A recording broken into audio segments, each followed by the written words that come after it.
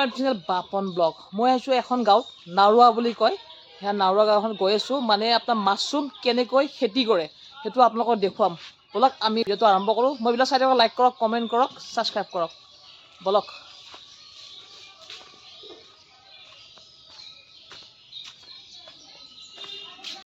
ইয়াত দিছে আপোনাৰ এতিয়া চূণ মিক্স কৰি দিছে আপোনাৰ খেৰৰ লগত।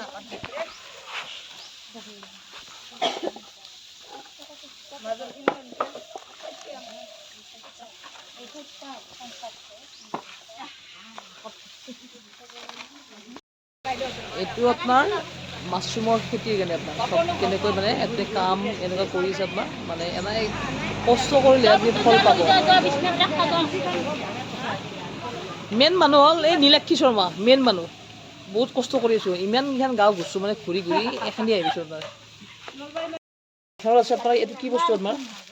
এইটো হয় মাছৰুমৰ বীজ হয়, যিটো মেইন আৰু মাছৰুমৰ আমাৰ বীজ হয়। আৰু বীজ মানে ইয়াত এইবিলাক মাইচেলিয়াম বুলি কয়। এইটো এটা এক প্ৰকাৰৰ ভেঁকুৰে হয়, যিটো আমি খাব পাৰোঁ। আৰু তাৰ কাৰণে এইটো 200 গ্ৰামৰ বেগছ হয়। ইয়াৰ পৰা আমাৰ চিলিণ্ডাৰ বনাম। ইয়াৰ পৰা আমাৰ 2টা চিলিণ্ডাৰ হ'ব, সেইকাৰণে ইয়াত 8 ভাগ কৰি লোৱা হৈছে। এটাত 4 ভাগ, মানে 4টা লেয়াৰ হ'ব। তো ইয়াত 8টা লেয়াৰৰ কাৰণে 8টা ভাগ কৰি লোৱা হৈছে। আৰু এই গোটেইখিনি বস্তু আজি ট্ৰেইনিঙৰ কাৰণে কৰোৱা হৈছে। যেতিয়া আপুনি কমাৰ্চিয়েলি কৰিব বা ভালকৈ কৰিব, এইটো আপুনি পুৰা হাইজিন মেইনটেইন কৰি কৰিব লাগিব। Thank you. এইটো খেৰ আপোনাৰ এতিয়া বীজ বুলি কয় আপোনাৰ, এনেকৈ আপোনাৰ ঠাক ঠাক কৰিব লাগিব আৰু বহুত মানে টাইট কৰি বান্ধিব লাগিব আপোনাৰটোত। আৰু যদি আপোনাৰ পানী দিব লগা হয়, পানীটো আপোনাৰ বাহিৰত দিব লাগিব, কিন্তু ভিতৰত দিব নোৱাৰি আপোনাৰ পানীটো। এনেকুৱা আপোনাৰ ফুল পেকিং কৰিছে আপোনাৰ। এইটো আপুনি ঘৰতো কৰিব পাৰিব, অকণমান কষ্ট হ'ব, মানে খেৰটো আপোনাৰ বইল কৰিব লাগে। এটা ভৰাও দুটা ভকতক ভৰাও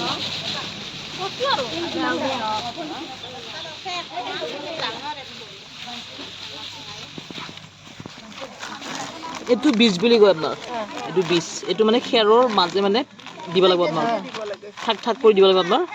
এইটো দেখিছে আপোনাৰ বাইদেউ কেনেকৈ পেকিং কৰি আছে আপোনাৰ। মাছৰুম খাব লগা হ'লে কষ্ট কৰিব লাগিব, আপুনি সেই কষ্টটো আপুনি ঘৰতো কৰিব পাৰিব আপোনাৰ। খেৰটো বইল কৰিব লাগে, 1-1.5 ঘণ্টা বইল কৰিব লাগে আপোনাৰ। আৰু সিমানো নহয় আপোনাৰ, মানে কেৰাহীত দিলোঁ বইল কৰিলোঁ সেনেকুৱা নহ'ব আপোনাৰ। বস্তাৰ ভিতৰত ভৰাই কেনে বইল কৰিব লাগিব 1 ঘণ্টামান আপোনাৰ। তাৰে পাছত ইয়াত চূণ মিক্স কৰিব লাগিব, আৰু কিবা এটা বীজ আছে বীজটো দিব লাগিব, আৰু কিবা এটা মানে এটা ঔষধ এটা আছে, সেই ঔষধটো দি কিনে আপুনি এনেকৈ গাঁঠি বান্ধি কিনে থ'ব লাগিব আপোনাৰ। আৰু যেতিয়া আপুনি পানী দিব লাগে, ইয়াৰ ওপৰত দিব লাগিব পানীটো আপোনাৰ। তেতিয়া আপোনাৰ মাছৰুমৰ উৎপন্ন হয় ইয়াত মাছৰুম। পথত যাব নালাগে, ঘৰতে হ'ব এইটো আপোনাৰ। এইখিনি আপোনাৰ খেৰ বাইদেউ কাটিছে, ইয়াক আপোনাৰ বইল কৰিব। বইল কৰিব লগা হ'লে আপোনাৰ মানে বস্তাত ভৰাই কেনে বইল কৰিব লাগিব। ডাইৰেক্ট কেৰাহীত বইল কৰিব নোৱাৰি আপোনাৰ। বস্তা মানে আলু বা পিঁয়াজৰ বস্তা যে আছে, সেই বস্তাত ভৰাই খুব টাইটকৈ হেঁচি ভৰাই পেলাই সেই বস্তাটো আমি জুইত চূণ দি পেলাই চূণৰ পানীত 10-15 মিনিট আমি বইল কৰিব লাগে। বইল কৰাৰ পিছত আকৌ খেৰখিনি অকণমান মানে ৰ'দো নহয় গৰমো নহয় এনেকুৱা ঠাইত শুকাব লাগে। তাৰমানে শুকোৱাৰ পিছত এনেকৈ লাৰি চাব লাগে খেৰটো, যদি তাত পানী এনেকৈ টিপি দিলে পানী ওলায়, সেইটো হোৱা নাই। আৰু যদি পানী নোলায়, হাতখন এনেই ভিজা ভিজা হৈছে, কিন্তু পানী নলয়, এইটো সেইটো উপযুক্ত হৈছে। এইবিলাক চিলিণ্ডাৰ দেখিছে নহয়, মই প্ৰথম কৰাৰ কাৰণে আচলতে প্ৰথমখিনি সিমান দেখাটো ভাল হোৱা নাছিলে, পিছত এইখিনি কৰিলোঁ। এইখিনি আচলতে এইটো হেৰি নাই, গজালি ওলোৱা নাই। এনে কিমান দিন লাগে আপোনাৰ? গজালি ওলাব কিমান দিন লাগে আপোনাৰ? গজালি ওলাবলৈ প্ৰায় 20-21 দিন লাগে, আৰু 1 সপ্তাহৰ ভিতৰত, 20 দিনৰ পৰা 1 সপ্তাহৰ ভিতৰত ফুলি যায়। গতিকে এমাহৰ ভিতৰত এইটো বস্তুটো কাটিব পাৰি। হয়, এইখিনিয়ে। আৰু এইটো স্প্ৰেয়াৰ মেচিন আছে। আমি পানী যদি গৰমৰ দিন হয় 2-3 বাৰো দিব লাগে পানী, আকৌ ঠাণ্ডাৰ দিন হ'লে এবাৰ পানী দিব লাগে। আৰু ঘৰটো সেমেকা হ'ব লাগে, চাউলটো আচলতে খেৰৰ হ'ব লাগে পাৰিলে।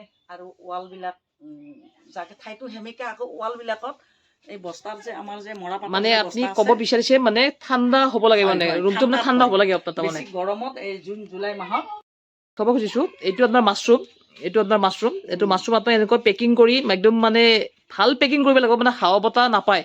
আৰু যেতিয়া পানী দিব লগা হয়, তেতিয়া আপোনাৰ বাহিৰত পানী দিব লাগিব। আৰু ৰুমটো লাগে আপোনাৰ মানে খেৰী ঘৰ লাগে, কিন্তু টিঙৰ ঘৰ অকণ গৰম হয়, মানে ঠাণ্ডাত থাকে বস্তুটো, সেইটো কাৰণে আপোনাৰ এইটো দেখাই দিছোঁ। বাইদেউ অকণমান কৰিছে ঘৰতে, বেছি নহয় আপোনাৰ। নিজৰ ঘৰৰ কাৰণে একচুৱেলি বিক্ৰী কৰাৰ কাৰণে নহয়, তেখেতে ঘৰত এনেকৈ মানে ওচৰে চুবুৰীয়া গম পায় যে বাইদেৱে মাছৰুমৰ খেতি মানে কৰে।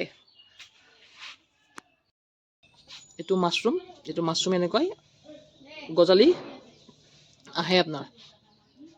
অলপ কষ্ট হয়, মানে আপোনাৰ কষ্ট কি হয়, খেৰটো কাটিব লাগে, বস্তাত ভৰি বইল কৰিব লাগে, তাৰে পাছত আপোনাৰ অলপ কিবা যত্ন আছে, খেৰত কিবা দিব লাগে, তাৰে পাছত আপোনাৰ মাছৰুম হয়। কিন্তু 21 দিন পিছতহে আপোনাৰ এনেকৈ গজালি ওলায় আপোনাৰ মাছৰুমৰ।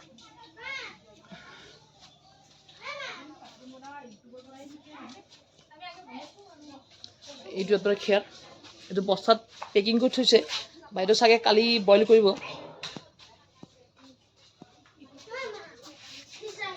বাইদেৱে পেকিং কৰি আছে আপোনাৰ, এইটো চাব পাৰে আপোনাৰ। মানে আপোনাৰ টাইট কৰি পেকিং কৰিব লাগে আপোনাৰ।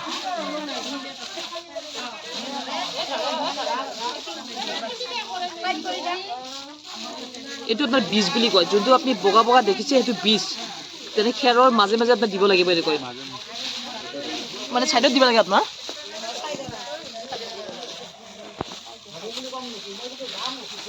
এইটো বীজ।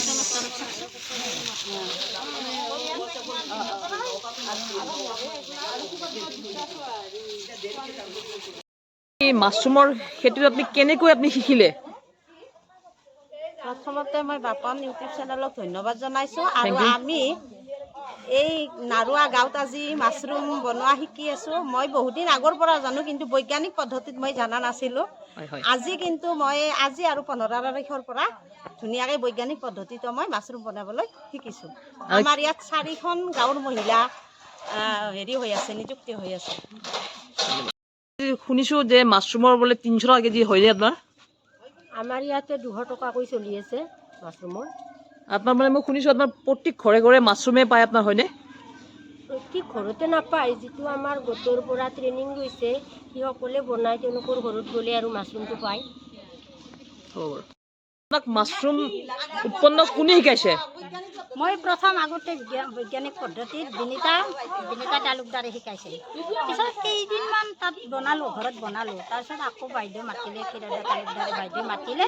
তাৰপিছত ইয়াতে এই নীলাক্ষী শৰ্মাৰ দ্বাৰা অলপ শিকিলোঁ।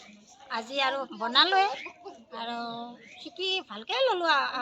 আজিৰ পৰাই আৰু ভালকৈ পাৰিম আৰু।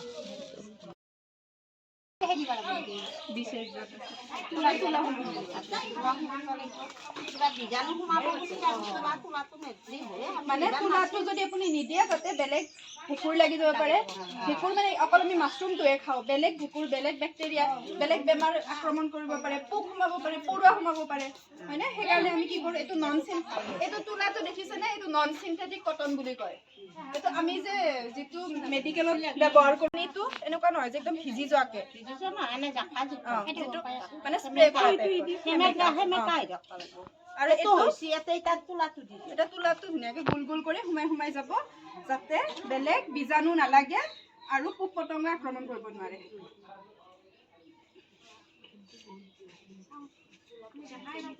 তুলাটো পিছল নন চিন্থেটিক।